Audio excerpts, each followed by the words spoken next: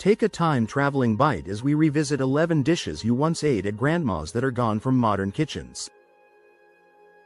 From wacky cake to chiffon pie, and featuring tomato aspic, ham salad spread, liver and onions, chicken a la king, chicken tetrazzini, beef stroganoff casserole, creamed spinach, ambrosia salad, homemade pimento cheese, and more, the retro favorites reveal a different era of home cooking, party luncheons, and pantry ingenuity. We'll explore why these classics faded from daily menus even as memories linger, and what they still say about comfort food. Pull up a chair as we celebrate the flavors, textures, and nostalgia of Grandma's kitchen. 1. Wacky cake. The no eggs, no milk miracle. Remember when your grandmother could whip up the most incredible chocolate cake without using a single egg, drop of milk, or stick of butter? Made without eggs, milk, or butter, this ingenious cake was born from scarcity but became a family favorite. The secret was vinegar reacting with baking soda to create perfect fluffiness. This Depression-era wonder was originally created out of necessity when ingredients were scarce, but it became a staple because it simply tasted better than anything you could buy at the store. The magic happened when Grandma mixed vinegar with baking soda right in the cake batter. Grandma would dust it with powdered sugar, and somehow it tasted better than any modern bakery creation. Those days when simple chemistry created pure deliciousness seem like a distant memory now. Modern kitchens have access to every ingredient imaginable, yet we've somehow lost the art of making something extraordinary from almost nothing. 2. Tomato aspic. The sophisticated gelatin creation. This savory gelatin dish might sound strange to modern ears, but it was the height of sophistication at Bridge Club luncheons. Made with tomato juice, celery, and secret seasonings, it was served on lettuce leaves with a dollop of mayonnaise.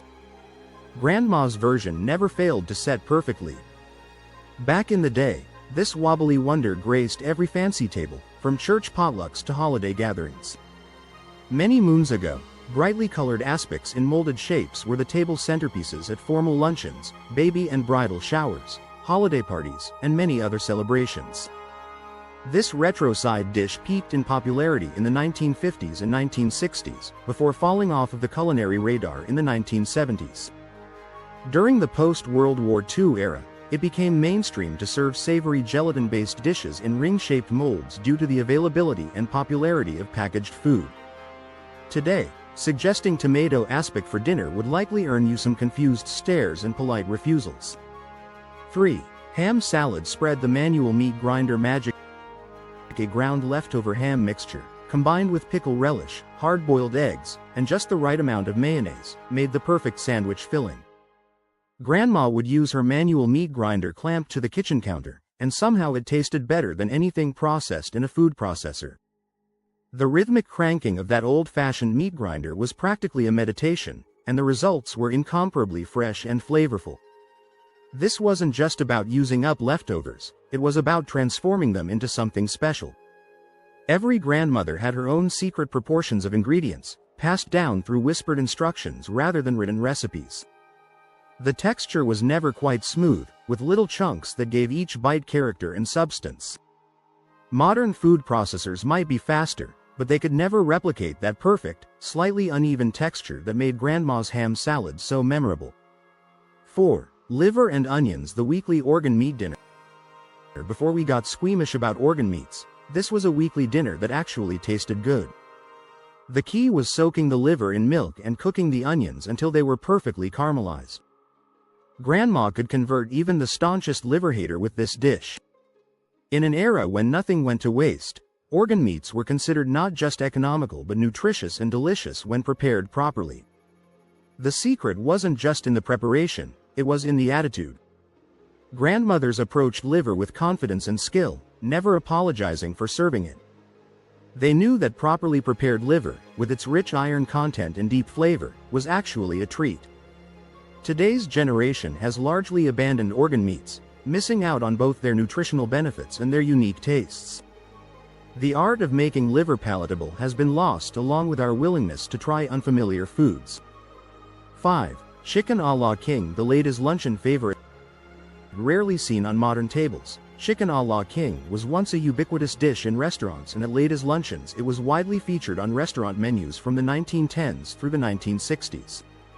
It's basically diced, cooked chicken, mushrooms, and pimientos in a creamy sauce, often enlivened with a bit of sherry, served over toast, and during its heyday, it was welcomed as fancy comfort food.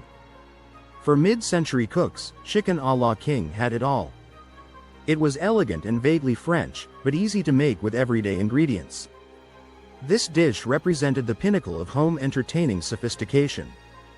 Some cooks elevated it further by serving it in a puff pastry shell, like a volume au vent, rather than on toast or flavoring it with curry powder.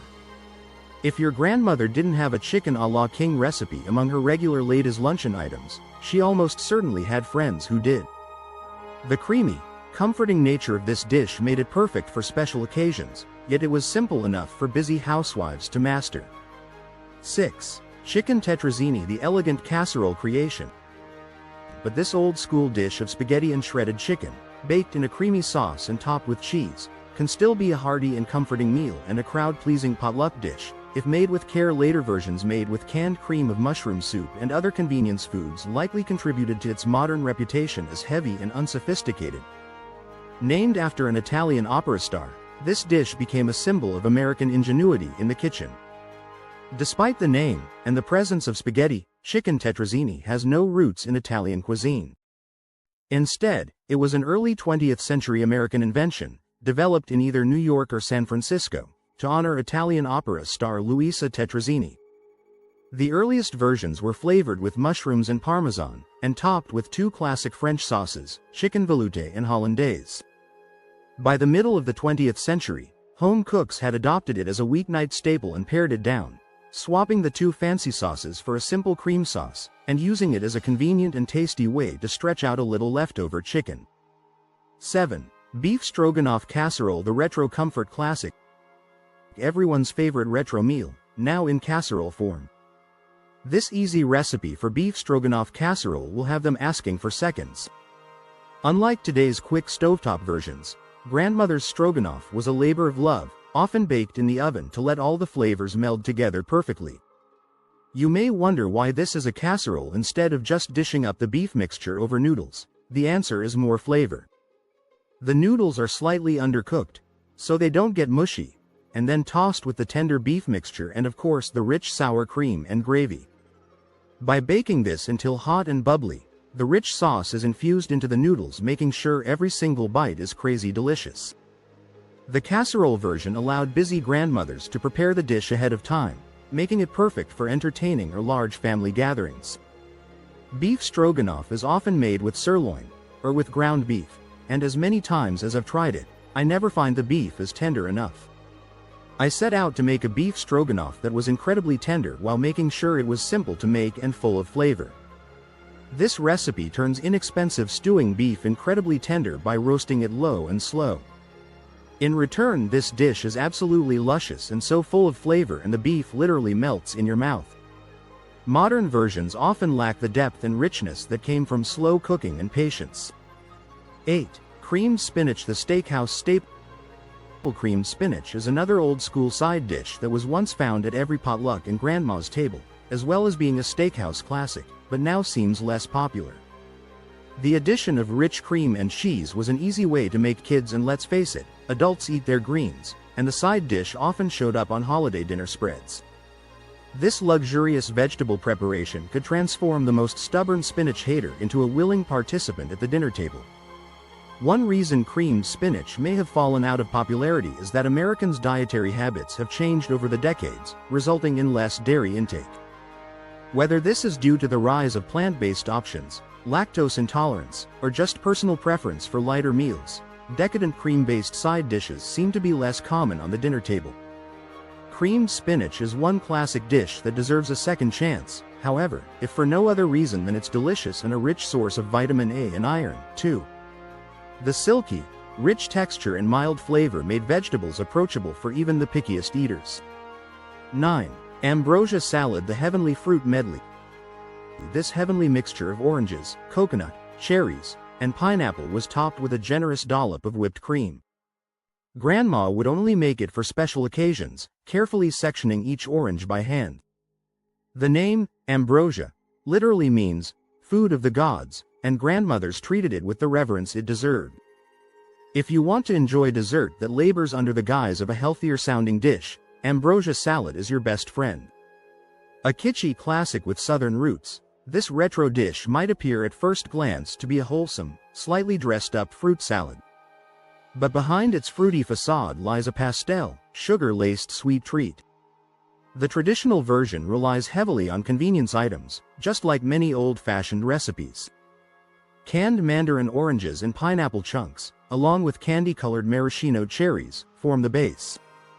Leaning into its nomenclature, the whole salad gets tossed in a tangy dressing, usually made with Cool Whip or homemade whipped cream enriched with sour cream for extra body and a touch of tartness. What you get is a chilled, creamy concoction that somehow straddles the line between dessert and side dish. This wonderful ambiguity made it perfect for potluck dinners where it could serve double duty.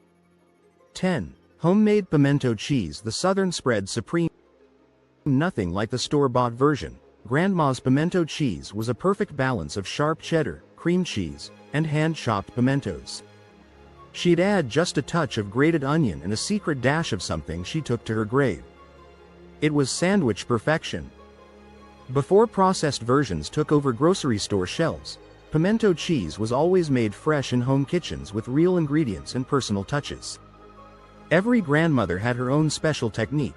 Some grated their cheese by hand, others preferred to use a food grinder for texture. The pimentos were always chopped by hand, never processed to mush, giving each bite little pops of sweet pepper flavor. The secret ingredients varied from family to family. Some added a dash of Worcestershire sauce, others swore by a pinch of cayenne pepper or a spoonful of pickle juice. These individual touches made each family's version unique and irreplaceable. 11. Chiffon pie. The airy summer dessert. A lighter, fluffier counterpart to today's dense custard or decadent cream pies, chiffon pie is an easy, breezy, made-for-summer dessert that hardly feels like an indulgence. Distinguished by its signature airy, mousse-like filling made from whipped meringue folded into a flavored gelatin base, chiffon pie is all about the texture. To achieve this, don't underestimate the value of what is arguably the most important ingredient, quite literally, air. This forgotten dessert was the perfect ending to heavy summer meals when something light yet satisfying was needed. A classic dessert that seems to have vanished, chiffon pie entered the American consciousness in the mid-1920s and is credited to Monroe Boston Strauss, a Los Angeles-based baker who earned the nickname of the Pie King. He was on a mission to revolutionize the dessert world, ushering in an era of whipped, cloud-like wonder. Set inside a pre-baked crust, typically graham cracker, chiffon pies are often chilled rather than baked, making them ideal for summer gatherings and heat-averse kitchens. The technique required patience and skill to achieve the perfect balance of lightness and flavor that made these pies so special. These beloved dishes represent more than just food. They're edible memories of a time when cooking was an art form passed down through generations. While modern kitchens might be more efficient, something irreplaceable has been lost in the translation from grandma's table to today's fast-paced meal culture. What would your grandmother think of our current relationship with food?